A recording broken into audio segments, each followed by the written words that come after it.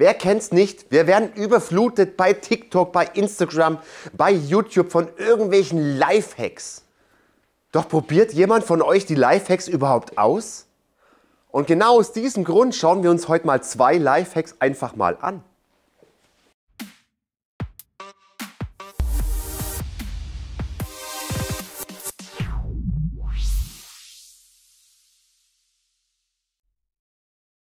Lifehack Nummer 1, und zwar bin ich mal gespannt, jeder kennt sie, diese Teile hier, diese Knaufschrauben hier, wie nennt man die eigentlich? Wisst ihr das? Auf jeden Fall diese Knaufschrauben hier, Knauf dran mit einem Gewinde, Schraube, und ja, da war ich letztens im Baumarkt, hab dann schier einen Schock bekommen, 4 € für so ein kleines Ding hier. Da habe ich gedacht, hey Wahnsinn, ich brauche das doch nur für irgendwo reinschrauben, wo man es eh nicht mehr sieht. Und da habe ich so einen Lifehack gesehen, wo man aus einem Schraubenschlüssel, einer ganz normalen Schraube hier, einer Sechskantschraube und Heißkleber so einen Knauf selber machen kann. Ich bin jetzt mal gespannt, ob das funktioniert und vor allem, ob es dann am Schluss hält. So, probieren wir es mal. Heißkleber ist schon heiß. Heißkleber ist schon heiß. Und dann wollen wir es jetzt einfach mal probieren. So, laut Heck brauchen wir nur einen Maulschlüssel hier. Den habe ich hier mal herberichtet. Das ist jetzt ein 19er Schlüssel hier. Und eine Heißklebepistole, natürlich mit Heißkleber drin. Die ist schon mal vorgeheizt. Und jetzt habe ich mir aber Gedanken gemacht, ich kann den Maulschlüssel ja nicht so irgendwie hinlegen. Dann ist es ja krumm. Ihr seht, er hat ja einen Knick drin. Deshalb habe ich das Ganze nach oben gelegt, dass es jetzt einfach, oder nach oben gestellt, dass es jetzt einfach absolut eben ist hier, damit diese Schraube, die wir jetzt hier in die Mitte reinstellen werden und mit Kleber auffüllen werden, dass die dann wenigstens hier im 90-Grad-Winkel drin ist. Also das wollen wir mal probieren. Ich habe noch eine weitere Idee dazu gehabt. Hier eine Unterlegscheibe, und die werde ich dann noch oben drauf drücken, damit wir hier eine gerade Fläche haben. Also das war nicht im Lifehack. Das werde ich jetzt einfach mal probieren, ob das funktioniert. Gut, dann werden wir mal unser Glück probieren hier, um das Ganze hier mal reinzupressen. So, jetzt ist die Pistole ein bisschen kaputt, aber es wird funktionieren hoffentlich. Und dann tun wir jetzt mal diesen Kleber hier, werden wir mal komplett ausfüllen.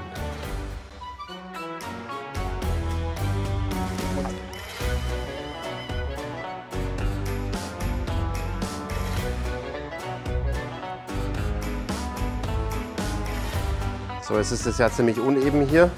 Jetzt werde ich mal versuchen, hier diese Unterlegscheibe noch drauf zu legen, damit wir hier eine Fläche haben.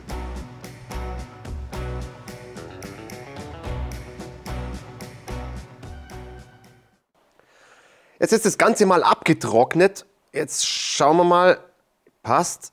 Oh, schau mal, schaut euch das mal an. Das schaut ja mal richtig cool aus. Aber es bringt ja noch lange nichts, wenn es nicht funktioniert. Jetzt muss man es da noch rauskriegen. Ja, so. Wow. Hey, gar nicht mal so schlecht. Was meint ihr dazu? Also wie gesagt, dies mit der Unterlegscheibe hier war meine Idee, damit das hier auch schön eben ist und dass das halt einfach schön passt. Und das eiert auch nicht mal, gar nicht mal so schlecht. Jetzt muss ich nur noch hier den Rand ein bisschen abschneiden hier, damit es gerade wird hier bis zur Unterlegscheibe, und dann ist es doch top. Aber wir wollen es natürlich auch mal testen, ob das Ding jetzt auch hier Bestand hat und ob das Ding ja auch hält. Das wollen wir jetzt gleich mal testen.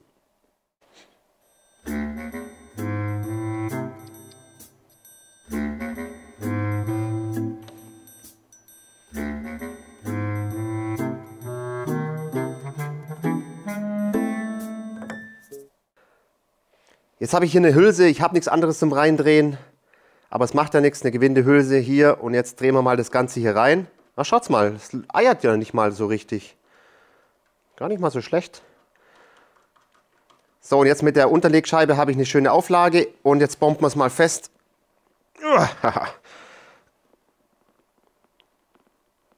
So. Also handfest, mit solchen Knaufen ist es ja eh meistens nur handfest hier, und ich kann es echt richtig festdrehen und das passiert gar nichts. Und ich kriege es noch auf jetzt.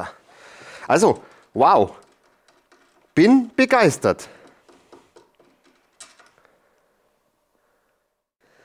Hat echt mal richtig gut funktioniert. Ich war erstmal ein bisschen skeptisch, Geht aber richtig gut, dass das auch richtig schön hält hier drin.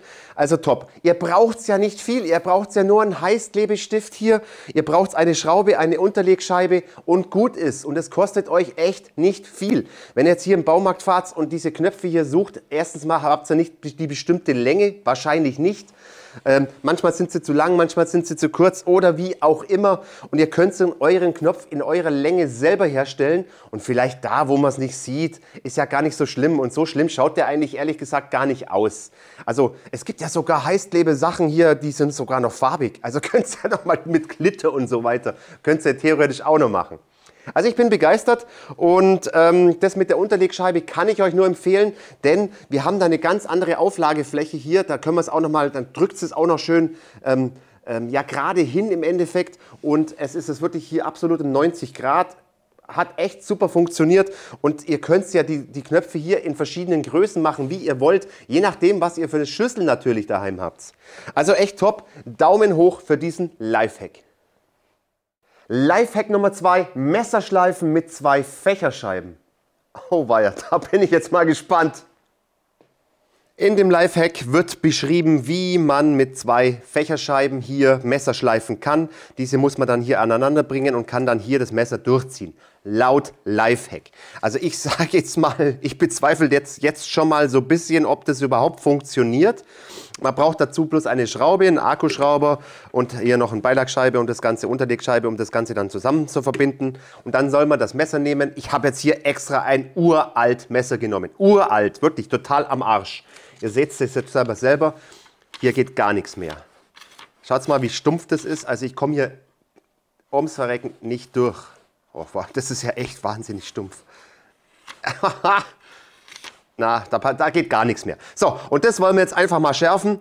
Wenn ihr das wirklich machen wollt, probieren wollt, bitte nehmt auch ein altes Messer. Aber wir wollen jetzt mal schauen, ob das funktioniert. Was mir jetzt schon mal so komisch vorkommt, wie soll das Ding am Schluss dann nicht eiern? Weil ich bräuchte doch theoretisch eine Hülse. Ich hätte hier eine, aber diese Hülse, das passt auch nicht. Ich bräuchte theoretisch mehrere Hülsen. Aber jetzt wollen wir dem Ganzen noch eine Chance geben und wollen das Ganze mal probieren. So möglichst in die Mitte zu bringen, das Ganze.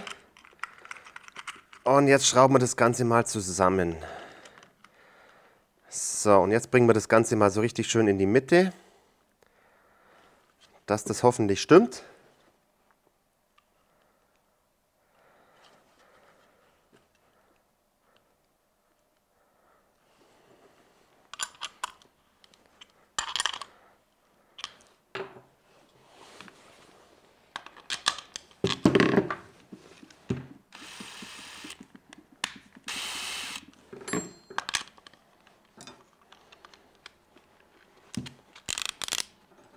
So, und jetzt schauen wir mal.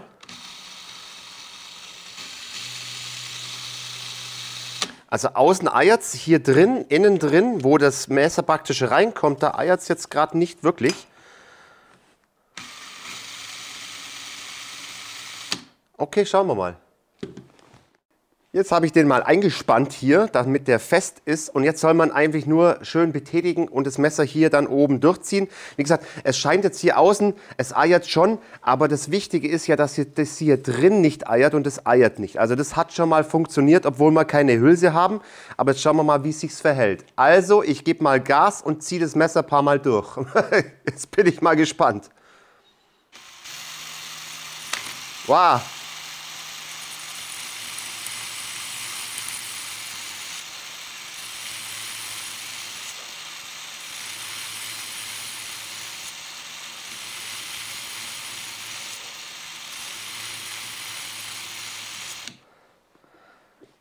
Okay. Ich glaube, da müssen wir noch ein bisschen mehr machen. Ich fühle da noch nichts wirklich scharf.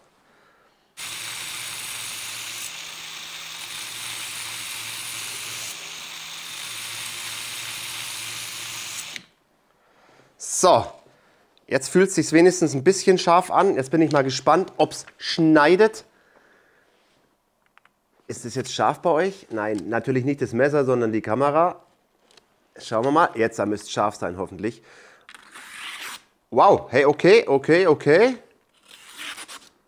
Okay, das hätte ich jetzt nicht gedacht. Ihr habt es gerade gesehen, wie das Ganze vorhin stumpf war. Aber jetzt muss ich gleich mal dieses Aber sagen. Könnt ihr das Ganze erkennen hier auf dem Bild, wie scheiße das geschliffen ist?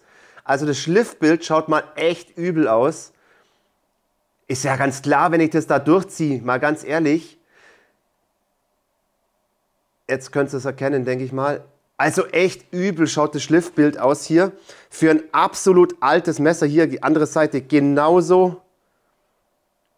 Also das schaut nicht wirklich schön aus, aber es ist, ich sage jetzt mal, kurzfristig scharf.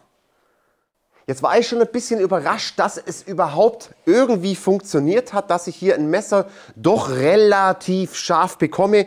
Also dafür einen Daumen hoch. Aber, jetzt kommt dieses ganz große Aber. Leute, wenn ihr das mit euren Küchenmesser macht, vergiss es, die sind danach am Arsch. Das Schliffbild ist nicht wirklich schön und ich möchte nicht wissen, wie lange es wirklich scharf bleibt im Endeffekt. Aber solltet ihr irgendwo ein Werkstattmesser haben, wo das wirklich komplett unwichtig ist und ihr könnt es öfters durchziehen, das ist überhaupt kein Problem. Es muss nicht schön ausschauen, es muss vielleicht auch nicht lang scharf sein, wie auch immer. Ihr wollt mal zur Not sage ich jetzt mal, ein Messer nachschleifen in der Werkstatt, wo es wirklich nicht wichtig ist, dann könnt ihr das schon mal zur Not verwenden. Ich sage immer wieder zur Not, weil empfehlen kann ich es euch nicht, aber dafür, dass es funktioniert, einen Daumen hoch und dass es dann so furchtbar ausschaut am Schluss, aber trotzdem scharf ist, einen Daumen runter. Also machen wir einfach die Mitte, Lifehack. Ja, geht so. Empfehlen kann ich es euch aber nicht. Allerdings kann ich euch den Lifehack hier für diesen Drehknopf hier, für diesen, Moment, jetzt weiß ich, wie sie heißen, Sterngriffschraube, so heißen sie, kann ich euch top empfehlen hier, wobei natürlich jetzt am Schluss kein Sterndrehkopf rauskommt hier, sondern einfach nur ein Drehknopf. Also war das doch richtig, die Bezeichnung, Drehknopf, also gut.